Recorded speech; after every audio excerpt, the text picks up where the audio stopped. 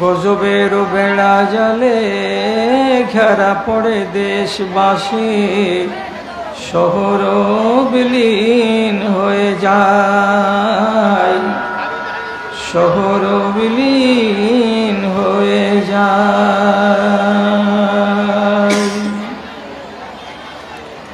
ভূতলে ভরেছে খোদা কত যে মানুষ, কত যে চাপা আছে পাহাড়ের গায়, কত যে চাপা আছে পাহাড়ের গায়। পারো যদি অতীতের বুক চিরে দেখো না, সব কিছু লেখা আছে পাতায় পাতায়, সব কিছু লেখা আছে পাতায় পাতায়। কেন পাপাচারে মেতে ব্যথা দাও খোদাকে, তোমাকে যে গেড়ে দেবে এক ইশারায়।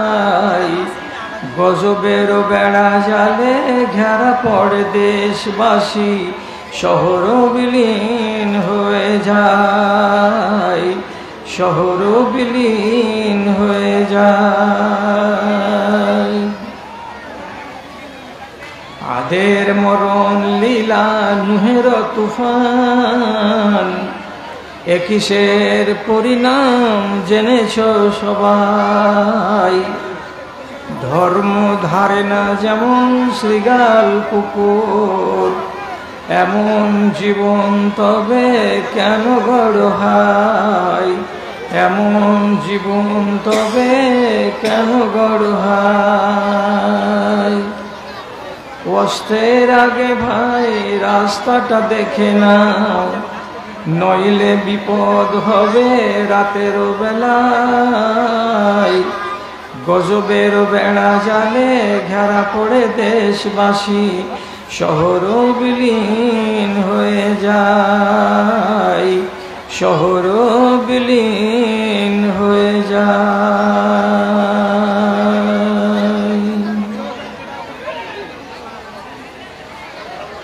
শ্রদ্ধেয় সভাপতি সাহেব, সমবেত এই এলাকার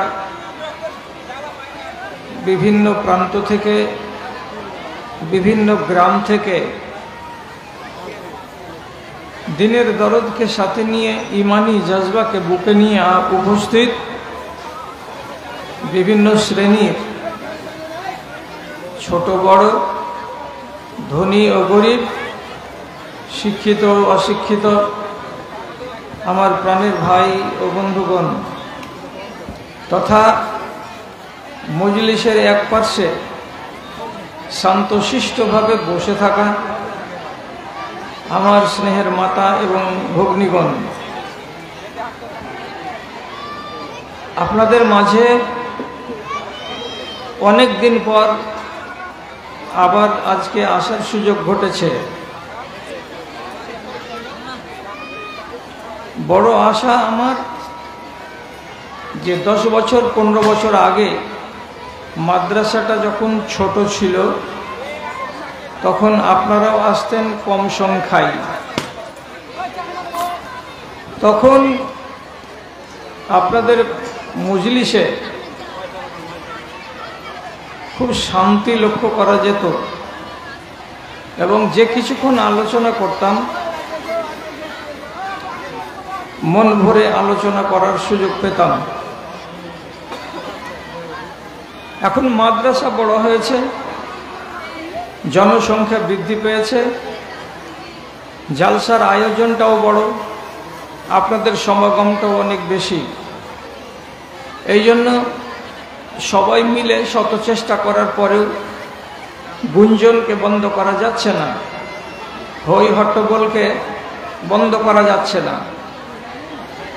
আমি আপনাদের কাছে শেষবারের মতো বিনয়ের সাথে নিবেদন করছি যে কথা যেগুলো আপনাদের সামনে রাখতে যাচ্ছি, আল্লাহর ওয়াস্তে একটু নীরবতা বজায় রাখুন। আপোষের ভেতরে কথা বলা বন্ধ করুন। আর কি বলছি কথাগুলোর প্রতি যাতে আপনি সুবিচার করতে পারেন, তার জন্য একটু মন দিয়ে মনোযোগ সহকারে সেগুলোকে শুনুন। আমি আজকে যে আয়াতটি পড়েছি সে আয়াতের তর্জমা হলো এই, হে ঈমানদারগণ, তোমাদের কারো কারো ছেলে পিলে এবং তোমাদের কারো কারো স্ত্রী তোমাদের ঈমানের জন্য দুশমন, তোমার দ্বীনের জন্য দুশমন। সুতরাং এইরকম দুশমন থেকে সাবধান হও। এইরকম দুশমনকে নিজের কাছে না রেখে দুশমন থেকে নিজেকে সরিয়ে নেওয়ার চেষ্টা করো। কেন? দুনিয়ার সুখটা বড় কথা নয়, আখেরাতের সুখ হলো সবচাইতে বড় কথা। যদি সত্যিকার অর্থে আমাদের কারো কারো ছেলেপিলে, আমাদের কারো কারো স্ত্রী আমাদের ঈমানের পথে বাধা হয়ে দাঁড়ায়, আর তার কারণে যদি আমার ভবিষ্যৎ নষ্ট হয়, তাহলে আমি কাউরি জন্য নিজের ভবিষ্যৎকে কেন নষ্ট করতে যাব? আমি অন্যের জন্য আমি আমার আখেরাতকে কেন বরবাদ করব? সুতরাং আমার আখেরাত যেন বাঁচে সেটা আমাকে চেষ্টা করতে হবে এবং শত্রু থেকে আপনাকে বাঁচার চেষ্টা করতে হবে। আপনি বলবেন, আওলাদ কি করে মানুষের শত্রু হয়? আপনার নিজের ছেলে আপনার শত্রু কেমন করে হয় আপনি বুঝতে পারেন না। তাহলে আমি যদি একটা উদাহরণ দিই তাহলে হয়তো বুঝতে পারবেন। আপনি বাড়িতে বাস করছেন, আপনার বড় ছেলে একটা বউ নিয়ে বাড়িতে এসেছে। সেই ছেলেটা যে বউটাকে নিয়ে বাড়িতে এসেছে, আপনি জানেন না বউয়ের বাবার বাড়ি কোথায়, বউটার নাম কি, বউটা কতখানি পড়াশোনা, এর ইজাব কবুল কবে হয়েছে, এর সাথে কে কে লোক ছিল যখন এই ছেলেটা আমার এই মেয়েটাকে গ্রহণ করে, তখন আপনি কিছু জানেন না। বিয়ের 3 দিন পর আপনার কানে খবর আসলো। কি খবর আসলো? আপনার ছেলে এই মেয়েটাকে ওর বাপের বাড়ি বসে অনুষ্ঠান করে ইজাব কবুল করেনি। মেয়েটাকে তুলে নিয়ে গিয়ে রায়গঞ্জ কোর্টে উকিলের মারফতে সে বিবাহ শাদী করেছে, আর করার পরে তাকে স্ত্রী বানিয়ে নিজের বাড়িতে নিয়ে এসেছে। তার বাবা জানে না, অর্থাৎ মেয়েটির বাবা জানে না যে আমার মেয়ে কোথায় গেল। এই পর্যন্ত যখন 3 দিন পরে আপনি খবর পেলেন, ততক্ষণে আপনার কাছে আরো খবর চলে এলো যে আপনার ছেলে আমার মেয়েকে এইভাবে ফুসলিয়ে ফাসলিয়ে নিয়ে পালিয়ে গিয়ে তাকে বিবাহ করেছে। আমি এই বিবাহের খবর রাখি না, জানি না, সুতরাং আমার অমতে বিবাহ হয়েছে, অতএব এই বিবাহ নয়, আমার মেয়েকে যেন আমার হাতে তুলে দেওয়া হয়। থানার দ্বারস্থ হলো। থানা বলছে মেয়ের বয়স যদি 18 বছর হয় আর ছেলের বয়স যদি 22 বছর পূর্ণ হয়ে যায়, তারপরে তারা দুজন যদি একজন আরেকজনকে মেনে নেয়, তাহলে মেয়ের বাবা যদি থানার ঘরে চোকাটে মাথাকে ঠুকে লাল করে দেয়, তবুও তাদের করার কিছু নেই। শুধু জিজ্ঞেস করবে, তোমাকে তোমার বাবা নিতে এসেছে, তুমি তোমার বাবার সঙ্গে চলে যাও। মেয়েটি বলবে যে জি না, আমি এই ছেলেটার সঙ্গে এসেছি, আমি ওকে বিবাহ করেছি, অতএব ওটা আমার স্বামী, আমি আমার স্বামীর বাড়িতে যাব। আপনি মেয়ের বাবা মুখটাকে কাঁচুকুচু করে লজ্জিত হয়ে সেইখান থেকে খালি হাত বাড়ি ফিরে চলে গেলেন। এইবার আপনাকে বলছি, যেটা কাজের কথা, যে কখনো কখনো আপনাদের ছেলেপিলে আপনাদের দুশ্মন হয়ে যায়। পরের দিন এতগুলো হয়ে যাওয়ার পর একদিন আপনার বৌমা সকালবেলায় আপনাকে চা দিয়েছে, বিস্কুট দিয়েছে, গ্লাসে পানি দিয়েছে, আর দেওয়ার পরে বলছে আব্বা চাটা খেয়ে নেন। এখন আপনাকে জিজ্ঞেস করছি মুহাব্বতের সাথে, আপনি কি ওই রমণীর হাতের চা, ওই রমণীর হাতের গ্লাসের পানি আনন্দ চিত্তে গ্রহণ করতে রাজি আছেন? আপনারা সবাই রাজি আছেন? কিছু কিছু লোক রাজি আছেন, আর কিছু কিছু লোক আপনারা নারাজ আছেন। সোজা সোজা কথা বলছি, হক কথা বড্ড কড়া হয়। হক কথা বলা যেমন কঠিন, তেমনি হক কথাকে হজম করাও বড় কঠিন।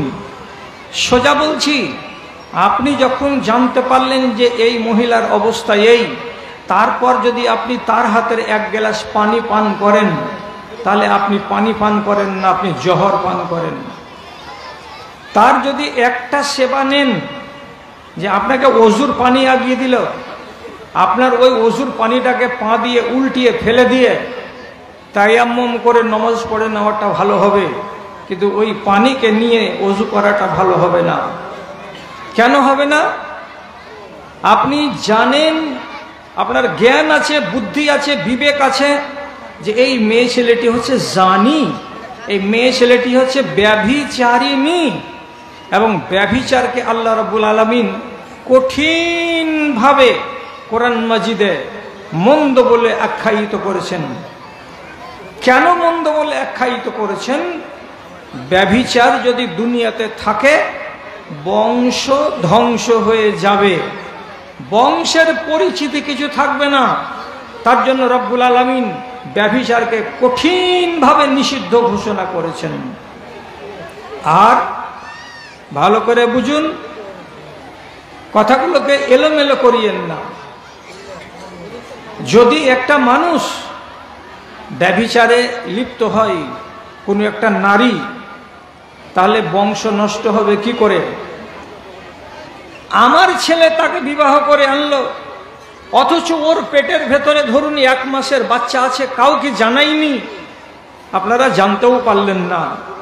বিবাহ করে নিয়ে 8 মাস 8 মাসের মাথায় বাচ্চা ভূমিষ্ঠ হলো। আমার ছেলে মনে মনে খুশি যে আমার স্ত্রীর পেট থেকে বাচ্চা পয়দা হয়েছে। আপনি দাদা হিসাবে খুশি যে আমার বাড়িতে একটা পোতা এসেছে। আপনারা সবাই আনন্দে 8খানা 2টা আকিকা দিলেন, খাসি জবে করে মানুষকে খাওয়ালেন, খুব দুয়া দুরুদ হলো। কিন্তু আপনি কি খেয়াল রেখেছেন বংশের সর্বনাশ হয়ে গেছে? কি করে বংশের সর্বনাশ হলো? যে মেয়েটির পেট থেকে বাচ্চাটা পয়দা হলো, এই বাচ্চাটা তো এই ছেলেটার জন্ম দেওয়া নয়, কিন্তু ছেলেটা নিজের বেটা বলেই তাকে গ্রহণ করেছে। এই ছেলেটাকে সে বাপ বলবে, আর এর বাপ হলো তার দাদা, তার স্ত্রী হলো তার দাদি, ওর ভাইয়ের ওর বাবার বোনেরা হলো তার ফুফু। এইভাবে তো রিশতা জুড়ে গেল। কিন্তু আল্লাহর কসম, এই রিশতাটাকে রিশতা, এটা রিশতা নয়। তার জন্য রব্বুল আলামিন কঠিনভাবে বাধা দান করে বলছেন, দেখো এটা হলো অত্যন্ত জঘন্য কাজ। যদি ব্যভিচারকে কেউ আশ্রয় দেয়, তাহলে বংশকে ধ্বংস করে দেওয়া হয়, বংশ বাঁচে না। তারপরে এদেশের লোক, আপনারা আগেকার মতো একেবারে কম আকেলের হয়ে থাকিয়েন না, কথা শিখুন, কথাকে বুঝতে জানুন, তাহলে পরে অনেক আপনি জ্ঞান পাবেন। আমেরিকার মাটিতে, ব্রিটেনের মাটিতে, ইউরোপের মাটিতে বংশ নাই, বংশ নাই, শেষ হয়ে গেছে বংশ। আপনি বলবেন কি করে? একটা নারী যেদিন যেখানে গেল, যেদিন যেখানে বেড়াতে গেল, সেদিন সেখানে গিয়ে ক্লাবে, নাইট হাউসে, যেখানে সেখানে গিয়ে যে ছেলেটা পছন্দ লাগলো তার সাথে শারীরিক সম্পর্ক কায়েম করলো। কোন ছেলের দ্বারাই সে গর্ভবতী হয়েছে সে নিজেও ঠিক করে বলতে পারবে না। সুতরাং বাচ্চা যখন পয়দা হলো, তখন সেই বাচ্চাটাকে সে লালন পালন করলো, বড় হলো। এর বাড়ির লোকেরা জিজ্ঞেস করবে না যে এ বাচ্চাটার বাবাকে, গোটা দেশের মানুষও জিজ্ঞাসা করবে না যে এই ছেলেটার বাবা কে। এবং সবচাইতে তাজ্জবের কথা, ব্রিটেন আমেরিকার মাটিতে যে কোনো বাচ্চাকে স্কুলে ভর্তি করতে গেলে যখন ফর্মটাকে ফিল আপ করা হবে তখন ওইখানে শুধু মায়ের নাম লাগবে, বাপের নাম লাগবে না। ওরাও বলবে না যে এর বাবার নাম লিখলেন না কেন। কেন বলবে না? বাপকে কে চিনে রেখেছে? বাপকে কে জানে? অক্টোবর মাসের 7 তারিখে একটা জোয়ান ছেলের সাথে তার শারীরিক মিল হয়েছিল। অক্টোবর মাসের 15 তারিখে আর একটা ছেলের সঙ্গে সে শারীরিক সম্পর্ক কায়েম করেছিল। অক্টোবর মাসের 22 তারিখে আবার আর একটা ছেলের সঙ্গে সে ভালো লেগেছে, তার সাথে মিল মিলাপ করেছে। অক্টোবর মাসের 27 তারিখে অন্য আরেকটা ছেলের সঙ্গে সে মিলামিশা করেছে। কোনটা ছেলের বীর্য থেকে বাচ্চাটা পয়দা হয়েছে আমি কি জানি? অতএব এগুলো জানার বিষয় নয়। মায়ের নামটা যদি থাকে তাহলে এই বাচ্চারা পড়বে, বাচ্চারা ডিগ্রি পাবে। কোনো স্কুল, কোনো কলেজ, কোনো শিক্ষা প্রতিষ্ঠানে কেউ বলবে না যে ছেলের বাবার নামটা কি। তাহলে আমেরিকাতে বংশ আছে, বংশ নেই। এই ছেলেটা যদি বড় হয় ওর মাকে বলে, মা আমার আব্বা কোথায়? বলছে আব্বা ফের কি জিনিস? কাকে বলে আব্বা? যখন আব্বাই পাওয়া গেল না তখন বাপের বাপ দাদা কি করে পাওয়া যাবে? যখন আব্বা পাওয়া গেল না, এই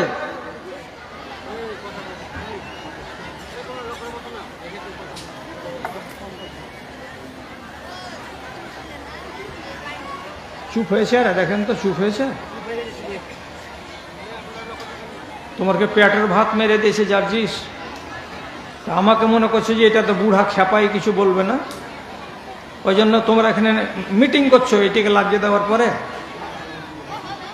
মুখটাকে কমসে কম বন্ধ করে রাখো। একা একা ইশারাতে কাজ করো যদি করতেই হয়।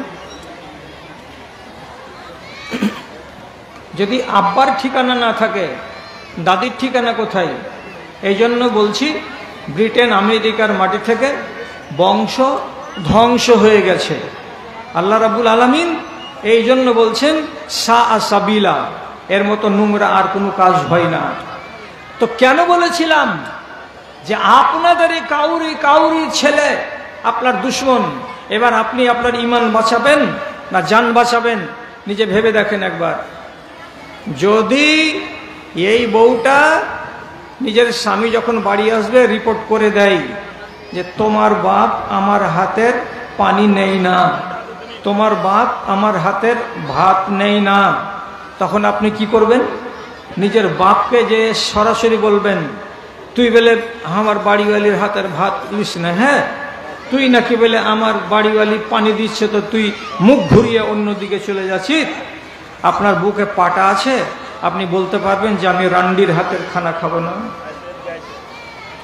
আপনার বুকলা তুলে দেবে, আপনার মেয়ের চামড়াকে 6 নম্বর বানিয়ে দিবে আপনার বেটা। তাহলে আপনি বাধ্য আছেন, কাবু হয়ে লাচার হয়ে এই বাড়িতেই আছেন। আপনার নিজের ছেলে দুশমন আপনার ইমানের তাকে নিয়ে, তাহলে আপনাকে কি করতে হবে? দুটো পথ, দুশমনকে দূরে করুন। যদি দুশমনকে দূরে করতে না পারেন তাহলে নিজে দূরে হয়ে যান। নবী করিম সাল্লাল্লাহু আলাইহি সাল্লাম বলছেন, সাইয়াতি আলান নাসে জামানুন, একটা দিন আসছে আগামী দিনে, এমন একটা সময়, এমন একটা যুগ, সেই যুগের মানুষ যখন দেখবে গ্রামে ঈমান বাঁচাতে পারা যাবে না, বাড়িতে থাকলে ঈমানকে টিকানো যাবে না, তখন নিজের ঈমানটাকে বাঁচাবার জন্য করবে কি? 10টা থেকে 12টা ছাগলকে গলায় দড়ি দিয়ে নিয়ে হাঁকাতে হাঁকাতে পাহাড়ের কিনারায় চলে যাবে। আর পাহাড়ের কিনারায় গিয়ে সেখানে ছাগলগুলোকে চড়াবে, আর গাছের তলায় চাদর টাঙিয়ে দিয়ে সেখানে রাত কাটাবে। ছাগলের দুধ খাবে এবং জঙ্গলের ফলকে কুড়িয়ে কুড়িয়ে খাবে। একবার পেট ভরবে আর একবার পেট ভরবে না, একবার আহারে থাকবে, একবার অনাহারে দিন কাটবে। এইভাবে জীবন কাটিয়ে কাটিয়ে এসে মাটির তলে চলে যাবে। কেন এ কাজটা করবে? তো শুধু ঈমান বাঁচাবার জন্য করবে। সে সময়টা তো চলে এলো। কত নিবেন এইরকম আওলাদ যারা আপনার আর আমার ঈমানের দুশ্মন হয়ে আছে? ছেলে মদ খায়, স্পষ্ট জানেন। ছেলে গাঁজা খায়, স্পষ্ট করে জানেন। তারপরেও সেই ছেলেকে বাড়িতে শোবার বিছানা দিয়েছি, তারপরেও সেই ছেলেকে এসি লাগিয়ে কামরাতে আরামে ঘুমাবার ব্যবস্থা করে দিয়েছি, তারপরেও সেই ছেলেকে এক টেবিলে বসে খাবার জন্য খানাও লাগছে, সেও খাচ্ছে, আমিও খাচ্ছি। কেন এটা করছি? আমি এই দুশ্মন থেকে নিজেকে বাঁচাতে পারছি না, আর আমার কাছ থেকে দুশ্মন সরে যাচ্ছে না, আর বাধ্য হয়ে আমাকে এই কাজ করে যেতে হচ্ছে। রাসূলুল্লাহ এই জন্য, আল্লাহ তাআলা এই জন্য বললেন, কিছু কিছু তোমাদের ছেলেপিলেগুলো হবে দুশ্মন তোমার ঈমানের জন্য, ছেড়ে দিতে হবে ছেলেকে। আপনি বলবেন সহজ কথা, খুবই সহজ কথা। ভালো করে বুঝেন, আমি আপনাদের সামনে 1.5 ঘন্টা আছি। আল ফাল বলে আমার 1.5 ঘন্টা আমি নষ্ট করব না। আপনাকে কিছু খোরাক দিয়ে যাচ্ছি, জ্ঞানের কথা বলে যাচ্ছি, এটাকে কবুল করুন। আপনি নূহ আলাইহিস সালাতু ওয়াস সালামের জাতি কথা শুনেনি। আল্লাহ তাআলা প্লাবন দিয়েছিলেন। প্লাবনে সব মানুষগুলো যারা বেঈমান সাঁতার দিচ্ছিল, ডুবে ডুবে মরছে একটা একটা করে, পানি বাড়ছে। এমন সময় নিজের ছেলে কেনান, তাকে দেখা গেল যে পানিতে সাঁতার দিচ্ছে। সাঁতার দিতে দিতে দিতে দিতে ক্লান্তি পেয়ে গেছে, আর সাঁতার দিতে পারে না। তখন এই টাইমে তার ইচ্ছা হয়ে গেল কি, যে আমি আমার বেটাকে নৌকাতে তুলে নিই। যদি নৌকাতে না তুলে নিই তাহলে পরে আমার ছেলে বাঁচবে না, মরে যাবে। তো ছেলেটা কেমন? ছেলেটা পাক্কা বেঈমান, শয়তান, নাফরমান, মারদুদ, নিজের বাবাকে মানে না, বিশ্বাস করে না। শেষে আল্লাহ রাব্বুল আলামিনের সামনে আরজি জানিয়ে বলছেন, ইন্নাহু মিন আহলি, হে আল্লাহ, এটা আমার আহাল, এটা আমার পরিবার। এই ছেলেটা আমার চোখের সামনে ডুবে যাবে, আর আমি বাপ হয়ে কেমন করে সহ্য করতে পারবো? আমি এই ছেলেটা নাফরমান হতে গেলেও তার হাত ধরে আমি তুলে নেব নৌকায়, যাতে ছেলেটা মরে না যায়। যখন মুশরিককে, বেদিনকে হাত ধরে তুলতে যাচ্ছিলেন নৌকাতে যাতে প্রাণী বেঁচে যায়, তখন আল্লাহ রাব্বুল আলামিন বললেন যে, হে আমার নবী নূহ, তুমি কি ভুল কথা বলতে গেলে? যেটা বেঈমান, তোমাকে মানে না, শুনে না, সেই লোকটাকে তুমি বলছো ইন্নাহু মিন আহলি, এটা আমার পরিবার।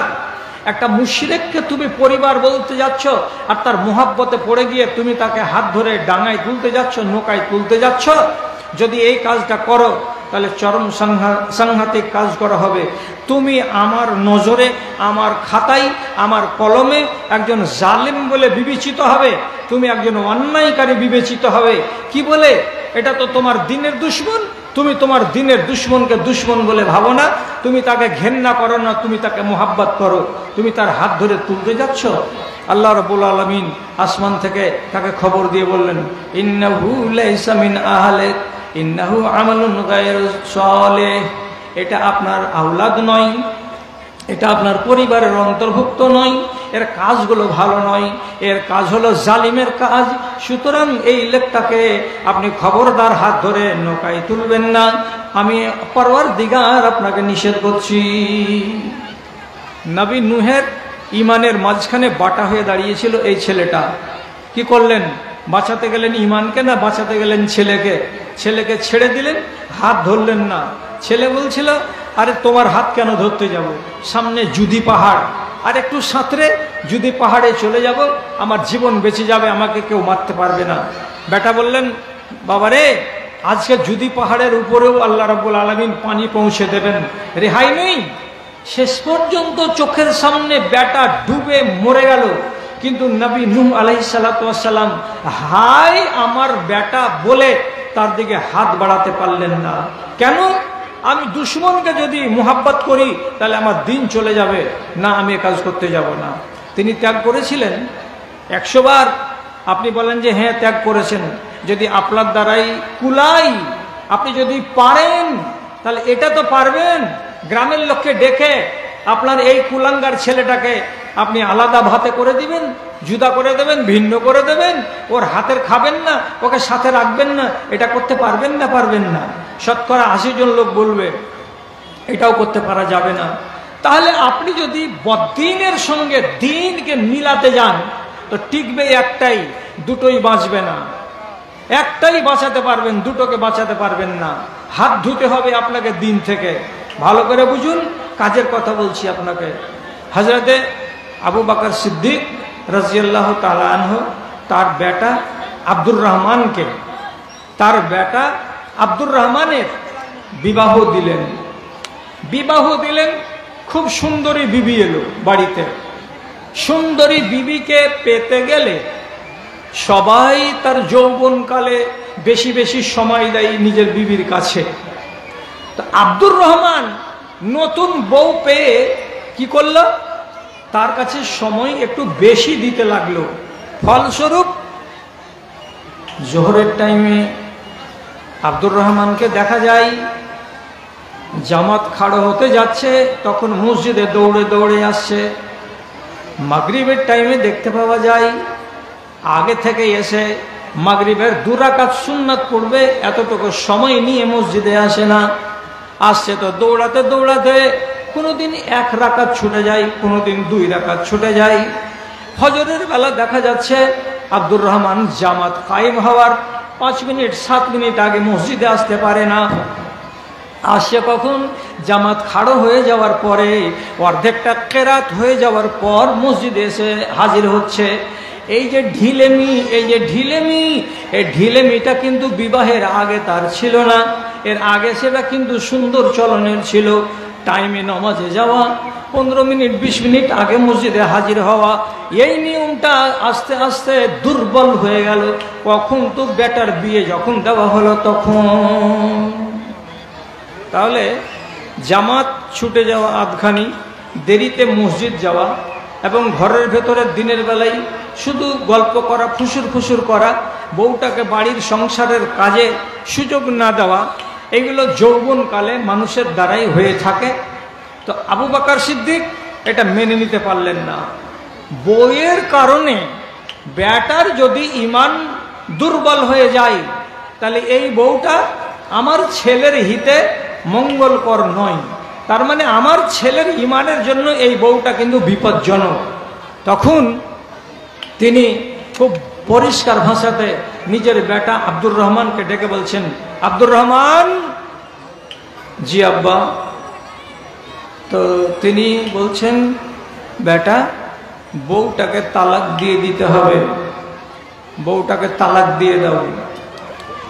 আব্দুর রহমান বড় বড় চোখ করে দেখছে, বলছে কি ব্যাপার, আমার বউয়ের সাথে তো কোনো ঝগড়া হয়নি, আমার বউ তো আমার আব্বার কোনো বেয়াদবি করেনি, আমার স্ত্রী তো ফরমাবারদারি করে দিন কাটাচ্ছে, তো তাহলে এমন একটা ফরমাবারদার মেয়েকে আমার বাপ তালাক দিতে বলছেন কেন?